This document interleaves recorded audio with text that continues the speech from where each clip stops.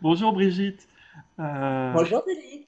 bon, bah, j'adore la technologie parce que c'est toujours un peu spécial pour que ça fonctionne, mais ça finit par marcher toujours. Donc, je suis vraiment ravi que tu prennes un peu de temps. L'idée, c'était dans le dispositif Apprendre ensemble, de parler de la notion de leadership pédagogique. Tu es dirigeante d'un organisme de formation, tu produis des idées, tu pétilles d'imagination. Tu as développé d'ailleurs une méthode, je crois, qui s'appelle Funny Learning. Peut-être tu nous en diras deux mots.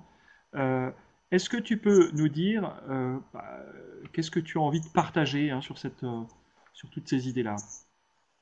Alors effectivement, tu m'avais lancé le sujet de leadership pédagogique, donc je me suis remise en recherche pour essayer de trouver tout ce qui pouvait être écrit sur Internet. Et donc en fait, les définitions qu'on trouve la plupart du temps, elles émanent du monde de l'enseignement parce que c'est souvent lié à des recherches.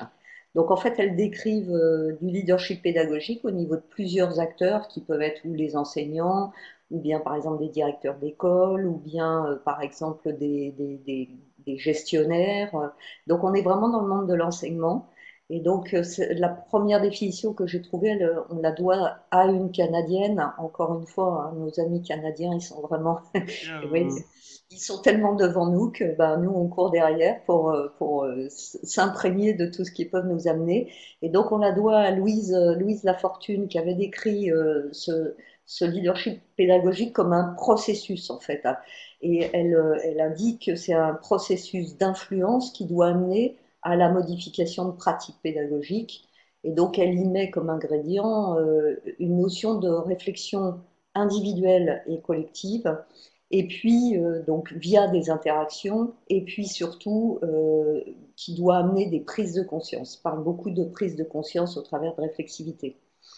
Alors moi, je me suis interrogée, puisque je ne suis pas du monde de l'enseignement, je me suis interrogée, connaissant mieux le monde des entreprises, en me disant, bon, ben, on peut peut-être essayer de retrouver déjà le parallèle entre le leadership, de manière générale, et le leadership pédagogique. Donc le leadership, quand on regarde après la définition, on voit que on est bien dans un processus d'influence. Il faut arriver à être quelqu'un d'influent, que cette influence, elle se fait via, moi j'aime beaucoup cette notion de confiance, une confiance réciproque. Et puis, elle implique aussi des notions telles que avoir une vision, être capable en même temps de fédérer, de créer une sorte d'identité, alors où c'est un groupe, où c'est un réseau, où c'est une organisation apprenante, par exemple, et de développer en même temps des actions, c'est-à-dire l'entité, si elle n'arrive pas à créer quelque chose, si elle ne prend pas du pouvoir par ses actions, alors à ce moment-là, elle ne survit pas. Donc ça, je trouve ça intéressant. Et après, quand on met en parallèle ce qui s'est passé dans les différentes théories de leadership depuis les années, allez, on va dire 70, on avait un leadership très hiérarchique. D'ailleurs, le leader, c'était celui qui avait la position hiérarchique. Puis au fur et à mesure, dans les années 80, on a eu l'empowerment. Alors, je sais pas si, donc je pense que les Canadiens, nos Québécois n'aimeraient pas qu'on utilise ce mot parce qu'ils n'aiment pas les mots anglais, mais c'est comme ça quand même L'empouvoirment? qu'on l'a appelé, qui sont venus par des mouvements de la qualité, par exemple, et qui en fait étaient vraiment le début du mouvement du leadership partagé. Donc le leader, il a la capacité à voir, à apporter de la vision, mais en même temps à partager l'énergie et s'appuyer sur les autres. Donc, c'est par exemple les organisations apprenantes qui sont typiquement dans ce genre de démarche. Sol, par exemple, ça a été les années 80-90 en France, qui en fait nous amène à un monde vers la notion de l'apprenance. C'est-à-dire apprendre, en fait, c'est une question de survie. Ça doit se faire de manière collective. Et donc, en fait, on apprend soi au niveau individuel, mais on apprend avec les autres. On apprend avec les autres des autres entreprises, d'où l'idée de fédérer, de créer des universités d'entreprise, mais qui puissent aussi travailler tout ensemble. Et puis, on apprend aussi de la société parce qu'il y a une capacité, comment dire, à regarder les mouvements qui se passent dans la société parce qu'obligatoirement, ils vont nous arriver dessus en formation. Eh, Voilà. Tu as énoncé le mot université d'entreprise. Je sais que tu as travaillé dans le monde entier, hein, notamment pour L'Oréal, mais peut-être pas que pour L'Oréal, en tout cas dans pas mal de pays, et que tu as travaillé à former des leaders pédagogiques, hein, des gens qui devaient bâtir des systèmes de formation. Qu'est-ce que tu as appris cette expérience? Comment vous avez pu apprendre les uns des autres? Est-ce que vous avez pu fertiliser des pratiques de différentes origines? Alors, bah déjà, tu parles d'une notion interculturelle. Ce qui est sûr, c'est que quand tu arrives dans certains pays, le leadership va pas s'exprimer de la même façon. Tu arrives en Russie, quand tu arrives sur des démarches, par exemple, de coaching, où tu vois qu'ils sont vraiment du partage d'autorité.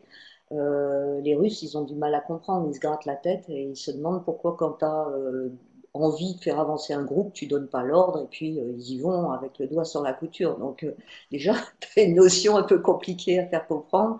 Même chose, par exemple, dans ce leadership, on pose le doute comme système pour avancer. Donc, par exemple, tu arrives au Japon, douter et dire que tu ne sais pas, c'est culturellement pas acceptable. Donc, on voit bien à quel point il y a une notion interculturelle qui est vraiment très très forte. Donc, de là, on apprend beaucoup les uns des autres. C'est-à-dire à comprendre où on a mis nos propres curseurs, comprendre notre vision du monde, et puis de ne pas arriver justement à, comment dire, arriver dans chaque pays avec sa propre vision du monde parce que tu es sûr de ne pas réussir. Voilà, ils n'ont pas les mêmes moyens, ils n'ont pas la même culture. Donc, obligatoirement, il y a une fertilisation des uns envers les autres dans ces pratiques qui sont très, très différenciées.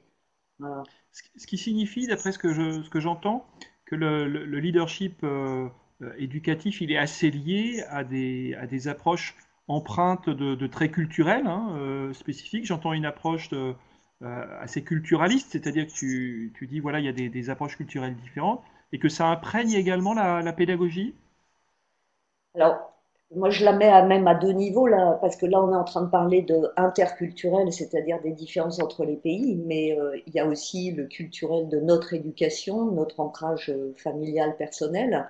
Donc, comment chacun d'entre nous, nous avons appris, comment nos parents nous ont fait apprendre, qu'est-ce qu'apprendre dans notre milieu familial, par exemple, tout ça, ça va obligatoirement influer énormément. Puis après, comment dire, grosse influence aussi sur notre personnalité. Donc, nous, on s'est appuyé dans le funny learning sur un concept qui a été développé en fait par John Medina. Donc, John Medina, pour ceux qui ne le connaissent pas, il est auteur des 12 lois du cerveau. C'est, je pense, un des neuroscientifiques qui a écrit un des livres les plus faciles à digérer pour ceux qui ont envie de se lancer dans les neurosciences et enfin de l'appliquer vers la pédagogie. Et en fait, lui, ce qu'il prône, il dit comment changer un système éducatif, comment amener les autres vers un nouveau paradigme si les personnes ne se connaissent pas elles-mêmes. Donc, il dit en point numéro un, chaque personne qui est acteur de cette transformation devrait travailler sur sa personnalité, faire un profil de personnalité, comprendre comment lui il est construit et comment il a appris. On apprend, il y a certains vont apprendre de manière, je dirais, un peu classique, comme nous a proposé le système, c'est-à-dire, un, je pose les théories, je comprends, et puis deux, je vais appliquer. Ça, c'est un des systèmes. Mais par exemple, on peut très bien imaginer le système totalement inverse. Un, j'applique, je découvre, hein, pédagogie de la découverte, on est en inversé. Et deux, je restructure une théorie par les erreurs que j'ai faites, par l'itération. Donc, on est déjà, par exemple, dans un système qui est entre introversion et extraversion. Donc, comprendre comment on a appris et puis surtout comprendre l'opposé de notre propre système, c'est déjà avoir un petit peu plus de tolérance envers des gens qui n'ont pas notre modèle. Je prends encore un autre exemple. Il y a des apprenants qui sont très agités, hein, qui vont démarrer très vite, qui ont besoin de bouger, donc qui vont devenir très vite turbulents. En fait, c'est juste parce qu'ils sont kinesthésiques. C'est la plus grande, en fait, le plus gros échantillon d'apprenants, 38%. Et à l'heure actuelle, aucune pédagogie n'a été faite pour les gens qui sont kinesthésiques. Aucune. Alors maintenant, si, il y a des gens, par exemple à Roubaix, dans la ZEP de Roubaix, ils font des slams maintenant pour apprendre. Donc ils font des choses super intéressantes. Mais au niveau, je dirais, du grand système, on est encore à trouver que c'est pas du sérieux quand on fait bouger les gens, quand on fait les bouger trop, quand on les fait leur faire faire un brain gym ou des choses comme ça. Or, pourtant, on sait maintenant scientifiquement que le cerveau a besoin d'oxygène et qu'il y a plus d'oxygène quand on bouge que quand on bouge pas. Voilà. Si Donc, je reformule un tout petit peu, excuse-moi de te couper, mais c'est juste pour voir, pour être sûr si j'ai bien compris.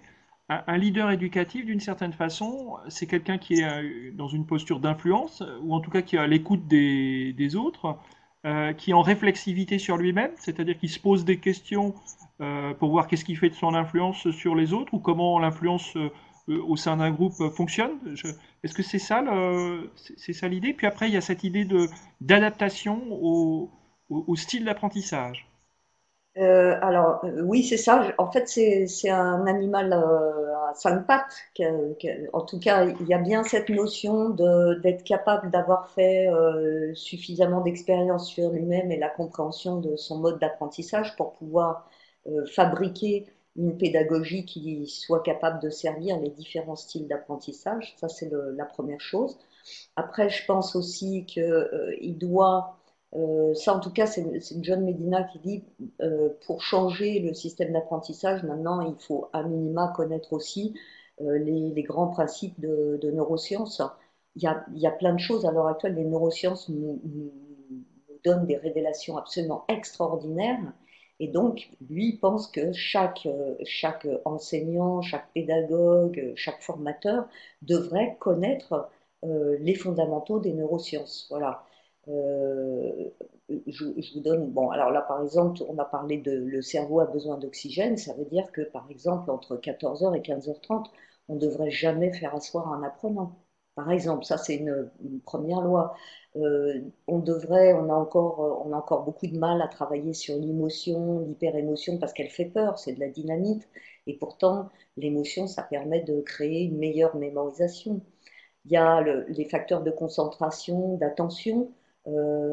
C'est très, enfin, là, moi, j'ai travaillé avec des pédagogues en Suisse sur les facteurs de concentration, les hameçons pédagogiques, être capable de faire des séquences de 10 minutes seulement avec une minute pour lancer la ligne et pour intéresser, pour susciter la curiosité. Donc, des séquençages très courts. Tout ça, c'est des choses qui sont issues des neurosciences et qui devraient sur lesquels un leader pédagogique devrait pouvoir capitaliser, parce que là, il amènerait, comment dire, le sens de ce qui est en train de se faire ailleurs. Voilà.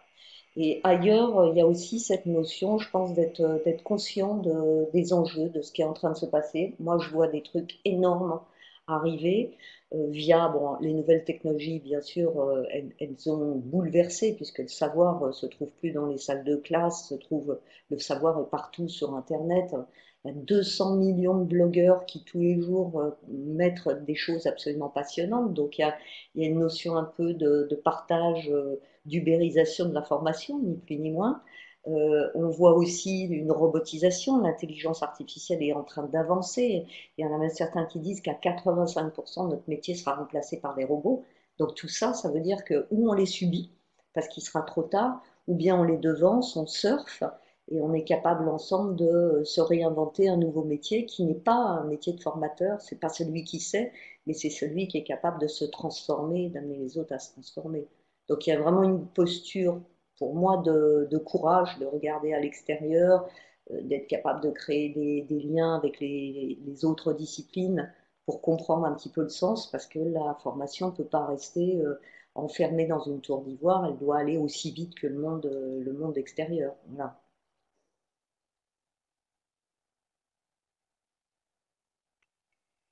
Euh, Moi, j'aimerais te poser du coup une autre question. C'est finalement cette évolution que tu décris. Est-ce que ce que moi j'appelle des leaders éducatifs, donc des personnes qui vont essayer d'agir dans le sens que tu proposes, de peut-être créer des nouveaux écosystèmes d'apprentissage qui vont mailler ces blogueurs, des rencontres, toutes les ressources dont on peut disposer. Comment ils peuvent se développer, ces leaders éducatifs? Est-ce que c'est des leaders à l'ancienne ou est-ce qu'ils ont une autre posture? Comment tu vois la transition d'un univers vers un autre? Ah. Euh, Ce qui est sûr, c'est que je pense que l'ancien mode de leadership, un leader, comment dire, menait son groupe et voyait une concurrence des autres leaders. Donc, il y avait vraiment un travail très en silo. On voit bien hein, les demandes à l'heure actuelle, c'est de faire casser les silos, de communiquer. Internet nous offre des possibilités fabuleuses via notamment un système tel qu'on le fait. Là, on est capable à distance de communiquer. Donc, je pense que les leaders, maintenant, ils sont complètement connectés. Il y a tellement de connectiques qui nous aident à le faire. Donc, ils sont capables de, comment dire, d'être interdisciplinaires aussi, parce que je pense que voir correctement comment on va être leader pédagogique, c'est voir plus grand que la pédagogie, c'est-à-dire de comprendre le monde en transformation. Donc, obligatoirement, ça nous amène, par exemple, tu avais fait une conférence sur les Learning Labs, le design qu'on peut amener dans les salles de formation. Mais voilà, on est sur de l'architecture, sur du design thinking, des choses comme ça. Et là, on est bien dans de l'interdisciplinarité. Donc, je pense que les nouveaux leaders n'ont pas peur des autres leaders parce qu'ils savent qu'ensemble, ils peuvent faire bouger des environnements qui sont devenus d'une complexité énorme. Alors j'aurais une dernière question à te poser avant d'arrêter cet échange, c'est quels seraient les trois conseils que tu nous donnerais, alors 3, 2, 5, hein, comme tu veux, pour développer des compétences de leader pédagogique pour aller dans le sens que tu viens de décrire? Alors, quelques compétences de leader, je pense qu'il faut avoir faut avoir une vision, hein. Donc, faut être curieux. Je pense qu'il faut être ouvert sur le monde, curieux, mais curieux de tout. Je vois souvent une difficulté qu'ont les gens à transposer. Je donne un exemple. Nous, on a accompagné par exemple Vuitton on a refait tout le système d'éducation chez eux sur le retail monde. Et ils voulaient quelque chose de complètement décapant, complètement innovant. Et donc, au fur et à mesure, je leur ai montré des modèles extérieurs. Donc, par exemple, je ne sais pas si vous connaissez Norman. Donc, Norman, c'est ce Norman fait des vidéos qui sont vues à millions de vues. Et donc, si on veut séduire les Y, c'est bien aussi avec des formats qui sont beaucoup plus agiles, beaucoup plus inspirants, qui sont moins léchés et moins issus du système éducatif. Donc, je pense qu'il faut être curieux et ouvert à tout, ce qui veut dire une certaine dose à la fois de confiance en soi, mais en même temps de courage. C'est-à-dire qu'il faut être prêt à se risquer, à se prendre obligatoirement quelques échecs passagers, parce qu'on aura lancé des capsules qui marcheront peut-être plus ou moins, voilà. Être capable aussi comment dire, de libérer des initiatives autour de soi et puis toujours de se remettre en question. Donc ça demande beaucoup de courage. Et puis, je pense que faire bouger à l'heure actuelle, dans un monde en crise et en difficulté, c'est aussi comprendre qu'il y a beaucoup de résistance et que souvent, en fait, on demande aux gens d'avancer alors qu'on n'a pas libéré le pied du frein et qu'en plus, il y a le frein à main. Et donc, Ok, travailler sur... Oui. je vais devoir te remercier parce que il y a une alerte incendie là, et C'est donc ce que je vois. Ouais, c'est bien ce que je me disais. Je me disais, tiens, il va y avoir de la fumée dans quelques minutes. Bon, bah, cours vite avant de brûler je vais avec. me mettre aux abris là. Je te Bon, dis à très bientôt. ok, ça marche, Denis. Ciao. Au revoir.